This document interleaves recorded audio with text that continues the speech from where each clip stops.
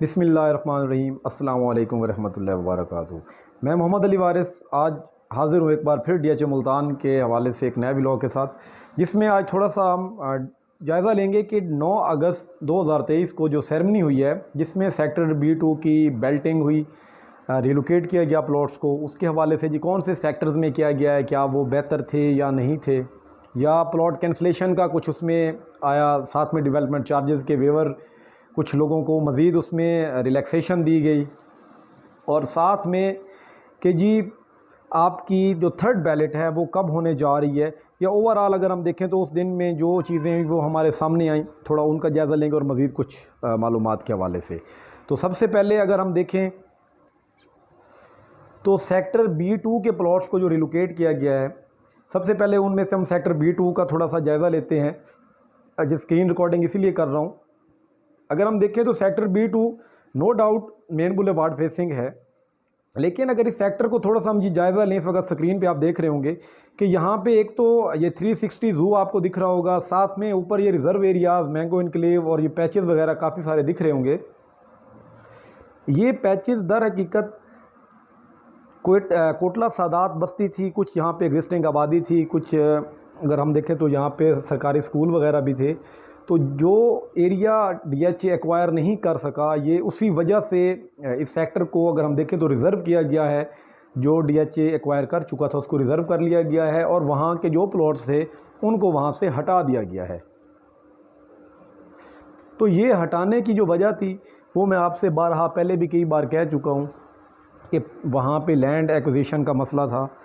और मज़ीद अगर हम देखें तो जिस दिन ये सेरेमनी हुई है तो वहाँ पे वाज़े अल्फाज में ये कहा गया है, एक तो ये लैंड का इशू था, साथ में अगर हम देखें तो ये घर बनाने के लिए इसके इर्द गिर्द का जो एरिया था, अगर हम देखें तो यहाँ पे लोग घर बनाते तो ज़ाहिर सी बात है ज़ू के इर्द गिर्द वो थोड़ा सा स्मेली एरिया होना था, तो शायद ये उन लोगों के लिए ओवरऑल हक़ में बेहतर हुआ है। और मैनेजमेंट ने यही फ़ैसला लिया था कि उनको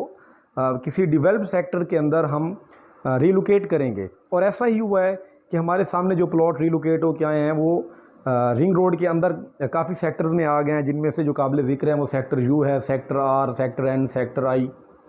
H वगैरह में भी आए हैं, Q में भी आए हैं, सेक्टर A में भी कुछ को दिया गया है। तो ये ओवरऑल अगर हम देखें तो एक अच्छी चीज़ हुई है। और इवन कि अगर हम प्लॉट की वक्त की बात करें तो सेक्टर B2 से जिन सेक्टर में प्लॉट को शिफ्ट किया गया है उनकी कीमतें बेहतर थीं, तो ओवरऑल ये चीज़ एक अच्छी हो गई है। और साथ में अगर हम देखें तो वहीं पे ब्रिगेडियर साहब ये भी कह रहे थे कि जिन लोगों ने डेवलपमेंट चार्जेस पूरे अदा नहीं किए, पोजेशन सेक्टर्स के अंदर उनके प्लॉट्स मौजूद हैं, तो उनके लिए ये एक वार्निंग है कि जी आने वाले वक्त में उनके प्लॉट्स को नॉन डेवलप्ड सेक्टर W1-2 में पेनल्टी के तौर पे शायद उसको हटा के वहाँ लगा दिया जाएगा, उनको प्लॉट्स वो रिलोकेट कर दिए जाएंगे, उनका लोकेशन चेंज कर दिया जाएगा। तो ये एक अच्छी चीज़ नहीं है। अगर क्लाइंट्स को मेरे ख्याल से प्लॉट रखने हैं कि जब हम डेवलपमेंट चार्जेस पे नहीं करते तो ये उनका इतना नुकसान होगा, तो ये आप लोगों को चाहिए कि डेवलपमेंट चार्जेस आप अपने अदा कर लें, क्योंकि फ्यूचर में अगर आप ट्रांजैक्शन भी करेंगे तो आपको डेवलपमेंट चार्जेस पूरे अदा किए बगैर NDC की जो क्लियरेंस है वो नहीं होगी। NDC आपकी क्लियर नहीं होगी, तो बेहतर यही है कि आप अपने प्लॉट को भी स्टेक पे ना लगाएं कि कल को ये ना हो कि मैनेजमेंट आपका प्लॉट रिलोकेट कर दे, तो वो भी मुनासिब नहीं होगा। और पेनल्टी से बचने के लिए डेवलपमेंट चार्जेस का अदा होना ज़रूरी है। दूसरी तरफ उन लोगों के लिए भी वार्निंग थी जिन लोगों ने इंस्टॉलमेंट्स के प्लॉट रखे हुए हैं और डाउन पेमेंट सिर्फ पे की हुई है या कुछ इंस्टॉलमेंट्स पे करके रखी हुई हैं, और वो पूरी जो कॉस्ट है वो अदा नहीं कर रहे, जो इंस्टॉलमेंट्स आ रही हैं स्केड्यूल के मुताबिक वो अदा नहीं कर रहे, तो उनके लिए भी पेनल्टी ये है कि जो उनका लोकेशन बैलेट कैंसिल कर दिया जाएगा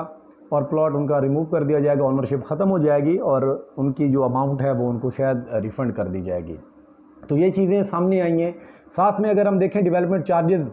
जो हमारे पहले पोजेशन सेक्टर थे डीएचए की, यही रही है हिस्ट्री अगर हम देखें डीएचए मुल्तान की, कि जिन सेक्टर्स को पोजेशन दिया है साथ में 1 साल का ड्यूरेशन भी दिया जाता है कि जी आप डेवलपमेंट अपनी मुकम्मल कर लें, घर बना लें, तो आपको डेवलपमेंट चार्जेस वेव ऑफ हो जाते थे। तो उसमें जो सेक्टर्स पहले थे उनका ड्यूरेशन ख़त्म हो चुका था, और हो सकता है उनमें से कुछ ओनर्स ने बाद में प्लॉट ख़रीदा हो, तो वो उनके लिए मौका नहीं था उस वक़्त कि वो उस अपॉर्चुनिटी को अवेल करते। तो ये उन लोगों के लिए अच्छी अपॉर्चुनिटी है कि अगर आपका प्लॉट उन पोजेशन सेक्टर्स के अंदर है तो आपके पास तकरीबन 1.5 साल मौजूद है, क्योंकि 2024 तक आप अपना डेवलपमेंट चार्जेस का वेवर जो है वो अवेल कर सकते हैं इस अपॉर्चुनिटी को। लेकिन थोड़ा सा पॉलिसी को चेंज किया गया है। वो पॉलिसी को यूँ चेंज की गई है कि पहले आपको 100% डेवलपमेंट चार्जेस वेव ऑफ हो जाते थे सिर्फ ग्रे स्ट्रक्चर कंप्लीट करने पे। लेकिन अब क्या हुआ है कि जी आप अगर सिर्फ ग्रे स्ट्रक्चर मुकम्मल करेंगे तो 30% डेवलपमेंट चार्जेस आपको मिलेंगे, रिफ़ंड होंगे। अगर फिनिशिंग पे जाएंगे तो 30% मज़ीद आपको डेवलपमेंट चार्जेस रिफ़ंड हो जाएंगे। अगर आप वहाँ पे रिहाइश पजीर हो जाते हैं तो आपको 40% मज़ीद डेवलपमेंट चार्जेस भी रिफ़ंड हो जाएंगे और साथ में कुछ और फैसिलिटीज़ भी हैं। तो ओवरऑल 100% डेवलपमेंट चार्जेस का वेवर लेने के लिए आपको वहाँ पे रिहाइश भी रखना ज़रूरी हो गया है। तो ये ओवरऑल अगर हम देखें तो लिवेबिलिटी की तरफ चीज़ें जाएंगी और ये हम सब के लिए, आपके लिए, DHA के लिए बड़ी एक अच्छी चीज़ होगी, खुशाइंद बात होगी। दूसरी तरफ अगर आप देखें सेक्टर B1 को पोजेशन अनाउंस कर दिया गया है। सेक्टर U 10 मरला और सेक्टर B1 अगर हम ये देखें तो 2 हमारे पास सेक्टर्स मौजूद थे जिनको DHA ने मतलब पोजेशन दोनों को दे दिया है। सेक्टर U पहले से पोजेशन था, सेक्टर B1 को अभी पोजेशन दे दी गई है। तो आप सेक्टर B1 में अगर अपना घर बनाने के ख्वाह हैं तो आप अपना वहाँ पे घर बनाएं और डेवलपमेंट चार्जेस की जो स्कीम है, इस स्कीम का आप फ़ायदा ले सकते हैं। और फ़ायदा लेने के लिए जो क्राइटेरिया सेट किया गया है वो क्राइटेरिया भी मैं आप लोगों के साथ डिस्कस कर चुका हूँ कि आपने इस तरीके से अपनी डेवलपमेंट मुकम्मल करनी है, अपना घर मुकम्मल करना है तो इस तरीके से आपको इतनी परसेंटेज के साथ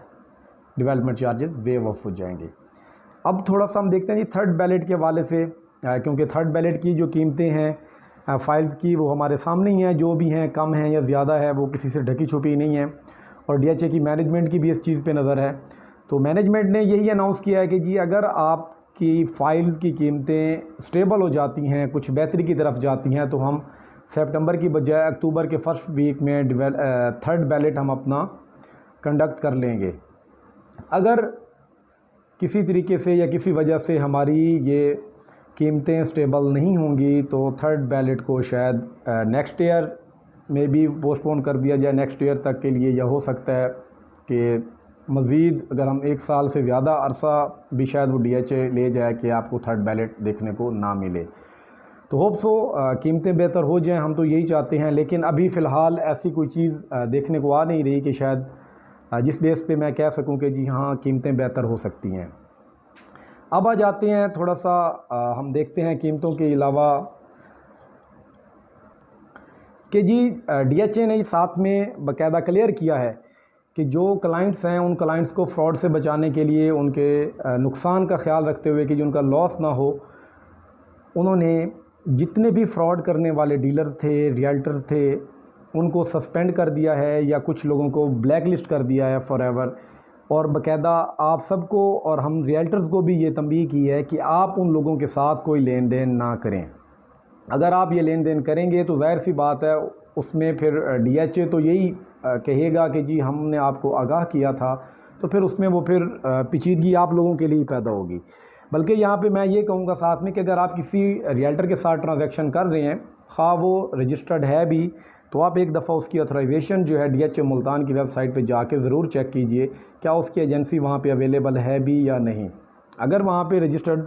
डीलर की साइट वहाँ पे टैब में अगर ये नाम आ रहा हुआ, उनके रजिस्ट्रेशन के साथ स्टेटस आपको दिख जाएगा, तो उस चीज़ से थोड़ा सा आपको आसानी हो जाएगी कि आप जिसके साथ